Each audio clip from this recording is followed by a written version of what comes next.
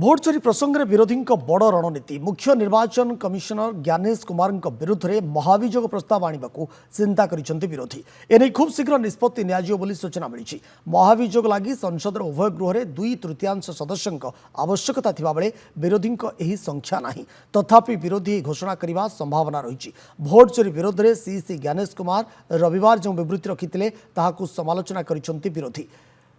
राज्यसभा सांसद मल्लिकार्जुन खड़गे कार्यालय बसी बैठक में इंदी मेंटर अधिकांश नेता सामिल होते। बैठक में संसदीय रणनीति बिहार एसआईआर और अन्य प्रसंग में आलोचना होता सूचना मिली। एपरिक मुख्य निर्वाचन कमिशनर विरोध में महाभियोग प्रस्ताव आने को आलोचना होता चर्चा होती।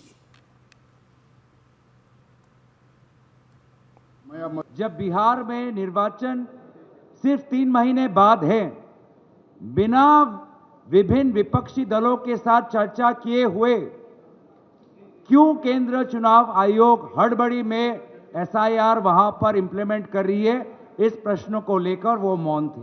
वे मौन थे कि किस प्रकार से महाराष्ट्र में लोकसभा और विधानसभा चुनाव के बीच में लगभग 70 लाख नए वोटर किस प्रकार से वोटर तालिका में आए, वे इस प्रश्न पे मौन थे।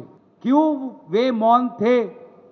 इस बात पर जो बात राहुल गांधी जी ने उठाई कि लगभग 1 लाख फर्जी वोटर उनको महादेवपुरा में मिले, वो ये नहीं बता पाए कि किस प्रकार से machine readable electoral vote privacy का उल्लंघन है। प्रेस नोट के द्वारा बहुत से सवालों का उत्तर देने की कोशिश की। जब उस प्रेस नोट को पूरी तरीके से देश ने नकारा तो कल उन्होंने प्रेस वार्तालाप की। कल जब चुनाव आयोग आयुक्त महोदय ने प्रेस कॉन्फ्रेंस की, आप सबको यह एहसास हुआ होगा कि वो हमारे सवालों को क्लैरिफाई नहीं कर रहे थे। रविवार का दिन चुना गया क्योंकि कल ही 11 बजे दिन से सासाराम से राहुल जी, तेजस्वी जी और समस्त विपक्ष ने वोट बचाओ यात्रा शुरू की। तो उन्हें लगा कि इस विजुअल को, इस संदेश को कैसे ब्लॉक किया जाए, तो महोदय सामने आए। मैं एक पत्रकारों के सवाल को मैंने सुना है, एक भी पत्रकार के सवाल का जवाब नहीं मिला, बल्कि उनके चेहरे की खींच बता रही थी कि उनके पास जवाब नहीं है। The Lok Sabha elections 2024 were done, were fraudulent, were incorrect. If that is indeed the case, then all of your election commissioners, your entire election commission, current and previous years should be prosecuted, and this current Lok Sabha, which is based on fraudulent election lists, should be dissolved immediately. Because the credibility of the people's mandate and the legitimacy of this government is at stake. That's the first thing.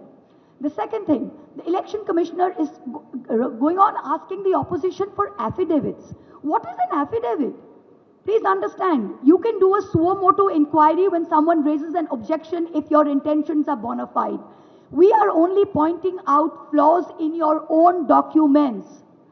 Are you asking us to authenticate your own documents by an affidavit? These are your documents that have flaws by your own admission. You yourself said that 22 lakh people were there and they were not put on record, so that is a flaw.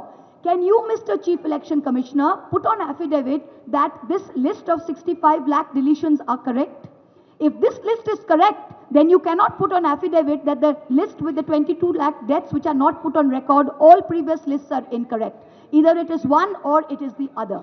You are asking us to authenticate your documents while you are publicly saying that they are wrong from previous years.